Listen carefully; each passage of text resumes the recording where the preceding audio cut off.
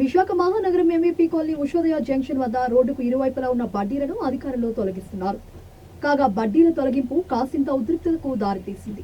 బడ్డీల యజమానులకు ఎలాంటి ముందస్తు సమాచారం ఇవ్వకుండా పోలీసులతో కలిసి జీవీఎంసీ అధికారులు బడ్డీలను తొలగించడాన్ని టీడీపీ, జనసేన, సిపిఎం నాయకులు అడ్డుకొని అధికారుల తీరుపై మండిపడ్డారు. ఈ సందర్భంగా వారు మాట్లాడుతూ వైసీపీ ప్రభుత్వం పేదల నడ్డి విరుస్తోందని విమర్శించారు. చట్టాలను పట్టించుకోకుండా పేదలపై ప్రతాపం చూపుతున్నారని మండిపడ్డారు.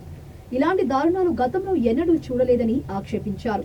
మరోవైపు బడ్డీల తొలగింపుతో సర్వస్వాన్ని కోల్పోయిన బాధితులు అధికారుల తీరుపై కన్నీటి పర్యంతమయ్యారు. చిరు వ్యాపారులుగా బడ్డీలను నడుపుకుంటున్న స్థానికులు వాటి తొలగింపుతో రోడ్డున పడ్డారు. ఉన్న ఒక్క ఆధారం కూడా కోల్పోవడంతో చతికిల పడ్డ బడ్డీల నిర్వాహకులు వైసీపీ ప్రభుత్వం తమ పొట్ట కొడుతుందంటూ ఆవేదన వ్యక్తం చేశారు. అంటే ఒక హామీ ఇచ్చారు, మీకు ఆల్టర్నేటివ్ చూపించి బడ్డీలు తీస్తా ఉన్నారు. ఎందుకంటే 30-40 సంవత్సరాల నుంచి ఉన్నారు కాబట్టి. కానీ అది చూపించకుండా ఈ బడ్డీలు తొలగించడం దుర్మార్గం, నోటీసులు ఇవ్వకుండా తొలగించడం దుర్మార్గం. ఈ బడ్డీలు తొలగిస్తారనే దాంతో జగన్నాథరావు అనే బడ్డీ అతను కూడా చనిపోవడం జరిగింది. ఇప్పుడు హైకోర్టులో కేసు ఉంది, రిట్ ఉంది.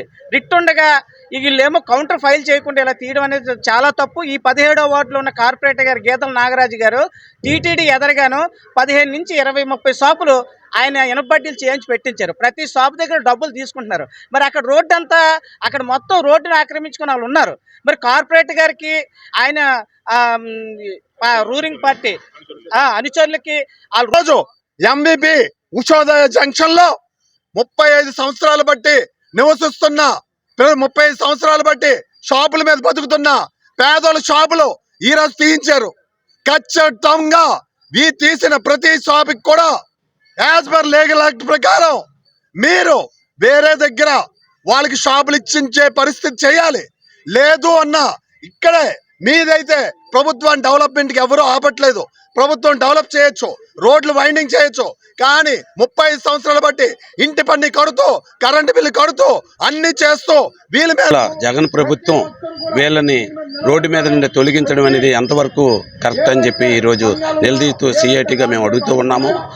దీనికి 2014 చట్టం ఉంది. ఆ చట్టాన్ని తిరస్కరించుకొని ఈరోజు ఆ బడ్డీలను ఏ విధంగా తీస్తున్నారని చెప్పి కమిషనర్ గారిని నేను అడుగుతూ ఉన్నాను. మాస్టర్ ప్లాన్ చూపించుకున్నా వీళ్ళకి రెగ్యులేషన్ ఎక్కడైనా ప్రత్యామ్నాయం చూపించుకున్నా ఏ విధంగా తీశారని చెప్పి కూడా అడుగుతూ ఉన్నాను. వీళ్ళు ఎక్కడ బడ్డీలు అక్కడే పెట్టించాలని చెప్పి కోరుకుంటూ, అలాగే అలా పెట్టించకపోతే సిఐటిగా జిల్లా మొత్తం మీద ఉన్న తోపుడుబల కార్మికుల్ని సేకరించి దీన్ని ఉధృతం చేసి దీన్ని మా పోరాటం కొనసాగించడం జరుగుతుంది.